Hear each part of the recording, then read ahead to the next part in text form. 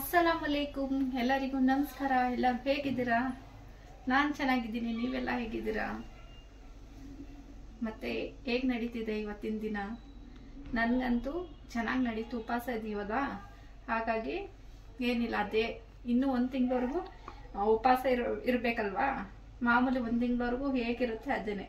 ಬೆಳಗ್ಗೆ ಟೈಮು ಎದ್ದೇಳಿ, ಬೇಗ ಎದ್ದೇಳಿ, ನಮಾಜ್ ಮಾಡಿ, ಊಟ ಮಾಡಿ, ಮಲ್ಕೊಳ್ಳಿ, ಕೆಲಸ ಮಾಡಿ, ಮತ್ತೆ ಸಂಜೆ ಜಾಸ್ತಿ ಕೆಲಸ.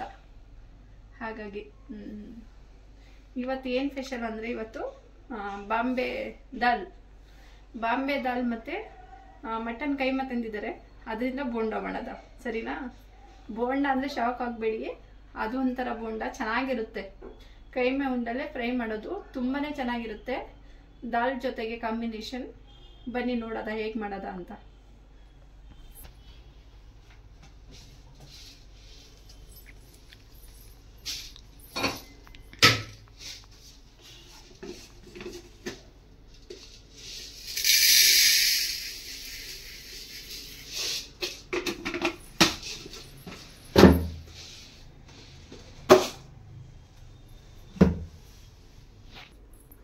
ಬೇಳೆ ತೊಳ್ಕೊಂಡಿದ್ದೀನಿ.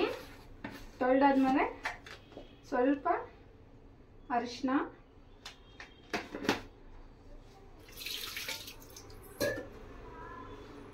ಎರಡು ಟೊಮೊಟೊ ಸಾಕು, ಚಿಕ್ಕದಾಗಿರೋದು.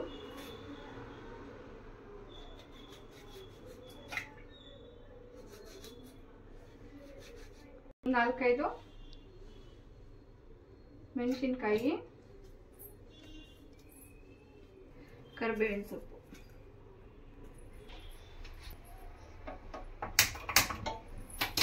ಇದರಲ್ಲಿ ಇಟ್ಕೊಂಡು ಇಷ್ಟೇನೆ. ಇದಕ್ಕೆ ಈರುಳ್ಳಿ ಇವಾಗ ಏನು ಹಾಕೋದು ಬೇಡ.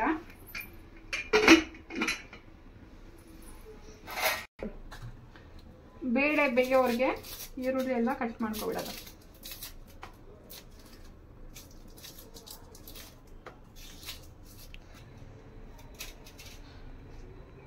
ದಾಲ್ ಮತ್ತೆ ಮಟನ್ದು ಬೋಂಡ ಇದೆಯಲ್ಲ,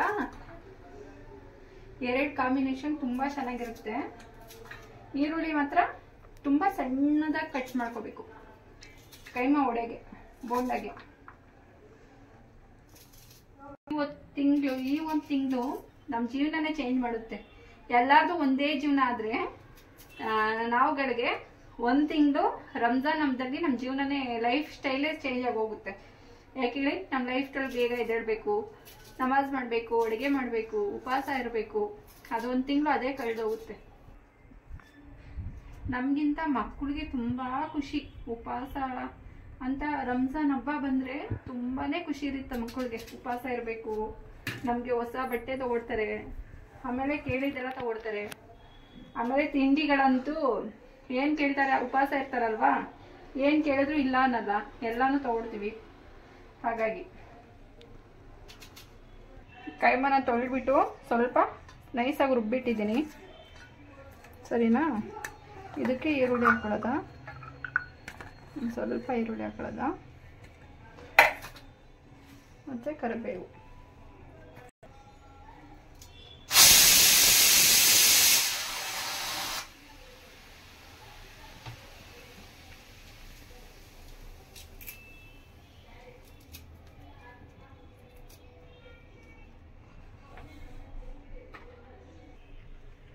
ಶುಂಠಿ ಬೆಳ್ಳುಳ್ಳಿ ಪೇಸ್ಟು, ಸ್ವಲ್ಪ ಮೆಣಸಿನ ಪುಡಿ. ಇದಕ್ಕೆ ಹಸಿ ಮೆಣಸಿನ್ಕಾಯಿ ಕೂಡ ಹಾಕೋಬಹುದು,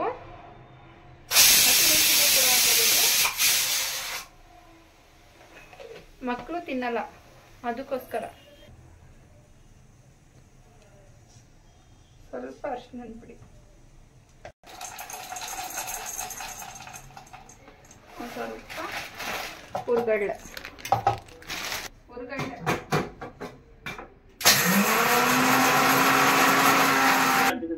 ನೋಡಿ, ಪೌಡರ್ ಆಗಿದೆ. ಇದು ಎಷ್ಟು ಬೇಕೋ ಅಷ್ಟು ಹಾಕೊಳ್ಳೋದ, ಬೈಂಡಿಂಗ್ಗೆ. ಹಂಗೇನೋ ಹಾಕ್ಬೋದು, ಎಣ್ಣೆ ಅಲ್ವಾ, ಅಷ್ಟು ನೀಟಾಗಿ ಬರಲ್ಲ, ಅದಕ್ಕೋಸ್ಕರ.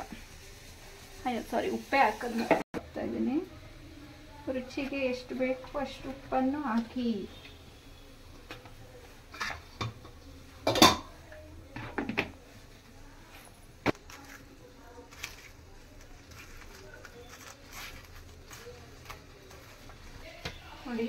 ನೀಟಾಗಿ ಎಲ್ಲ ಕ್ಲೀನಾಗಿ ಮಿಕ್ಸ್ ಆಗಿದೆ. ಇದನ್ನು ರೌಂಡ್ ಉಂಡೆನಾಗಿ ಮಾಡಿ ಎಣ್ಣೆಲಿ ಬಿಟ್ಕೋಬೇಕು.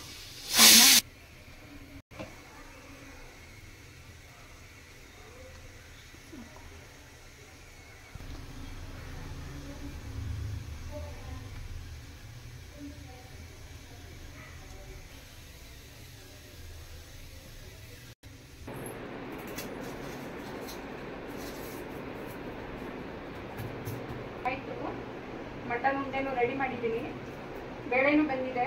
ಒಗ್ಗರಣೆಗೆ ಈರುಳ್ಳಿ ಬೆಳ್ಳುಳ್ಳಿ ಎಲ್ಲ ಸುರ್ಕೊಳ್ಳೋದು.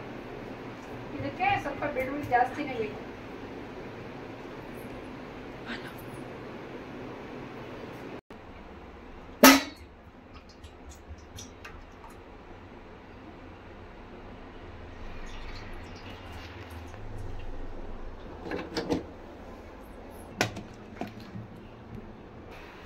ಹಾಕದ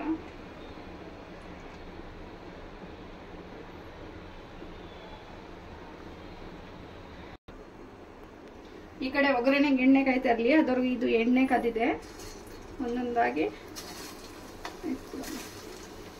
ಇದು ಫ್ರೈ ಆಗ್ತಾ ಇರೋದು ಒಗ್ಗರಣೆ ಮಾಡ್ಕೊಬಿಡೋದು. ಮಧ್ಯ ಅನ್ನ ರೈಸ್ ಇಟ್ಟಿದ್ದೀನಿ, ಅದು ಬೇಯ್ತಾ ಇದೆ.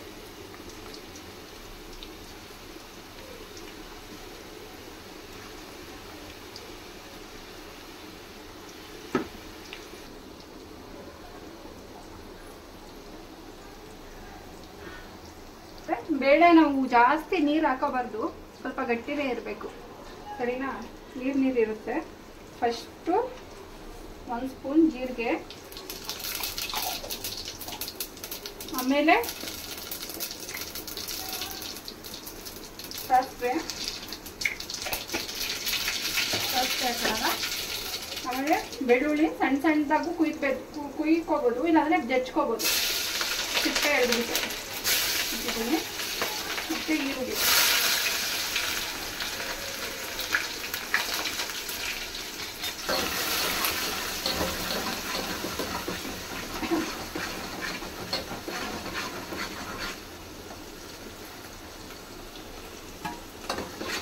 ಕೊತ್ತಂಬರಿ ಸೊಪ್ಪು,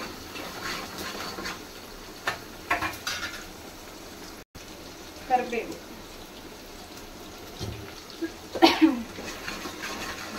ಚೆನ್ನಾಗಿ ಫ್ರೈ ಮಾಡ್ಕೊಳ್ಳೋದು.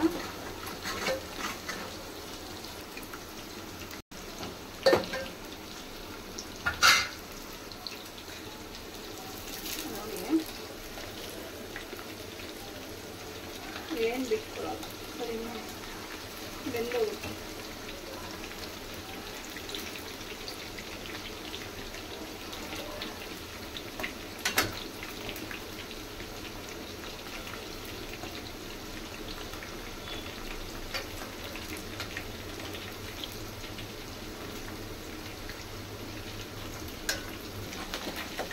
ಒಗ್ಗರಣೆ ರೆಡಿಯಾಗಿದೆ. ಇಷ್ಟು ಬ್ರೌನ್ ಕಲರ್ ಬಂದಿದೆ. ಸಾಂಬಾರನ್ನ ಹಾಕ್ಬಿಡೋದು.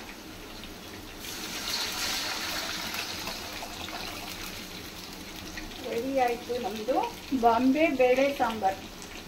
ತುಂಬ ರೆಸ್ಟೋರೆಂಟ್ಗಳಲ್ಲಿ ತಿಂತೀವಲ್ಲ ನಾವು ಗೀ ರೈಸ್ ಜೊತೆಗೆ, ಆ ಥರ ಇರುತ್ತೆ, ಚೆನ್ನಾಗಿರುತ್ತೆ.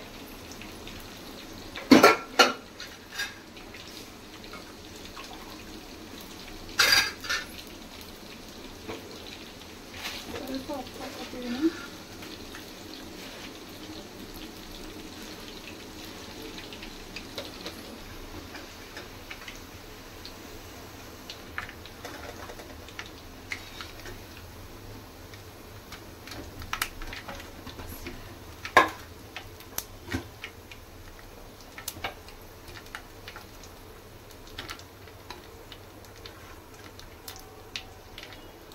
ಇಂತೂ ಅಡುಗೆ ಮುಗೀತು.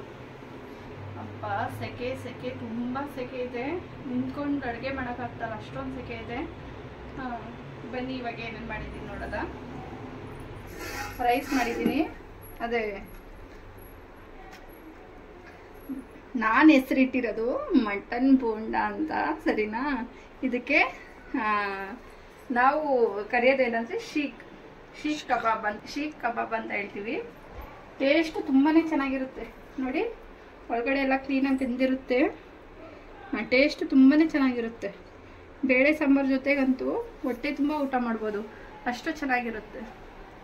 ಶೀಟ್ ಕಬಾಬ್ ಎಲ್ಲಾದರೂ ಕೇಳಿದ್ದೀರಾ, ತಿಂದಿದ್ದೀರಾ? ಈ ಬೆಂಗಳೂರು ಶಿವಾಜಿನಗರ, ಮೈಸೂರಲ್ಲಿ ಶಾಂತಿನಗರ ಆ ಕಡೆ ಎಲ್ಲ ಜಾಸ್ತಿ ಸಿಗುತ್ತೆ.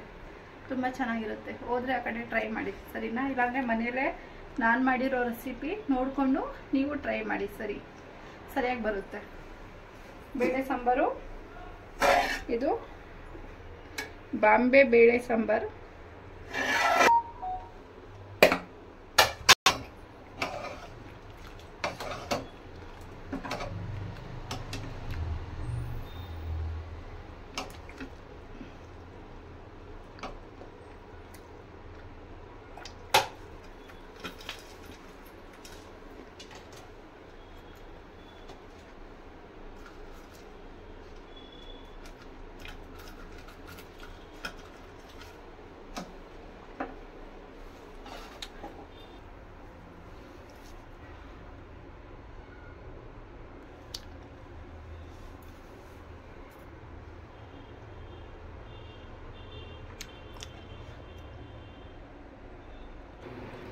ರೆಡಿ ಆಯಿತು, ಬನ್ನಿ ಎಲ್ಲರೂ ಊಟ ಮಾಡೋದ.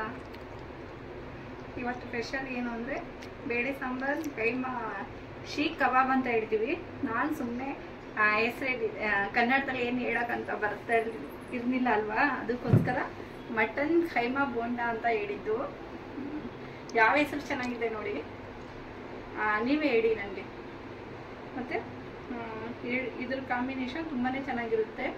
ಒಂದ್ಸತಿ ಟ್ರೈ ಮಾಡಿ ಮನೇಲಿ, ನೀವು ಕೂಡ ತುಂಬ ಚೆನ್ನಾಗಿರುತ್ತೆ. ಮತ್ತೆ ನಾಳೆ ಹೊಸ ವಿಡಿಯೋದೊಂದಿಗೆ ನಾನು ಬರ್ತೀನಿ. ಬಾಯ್.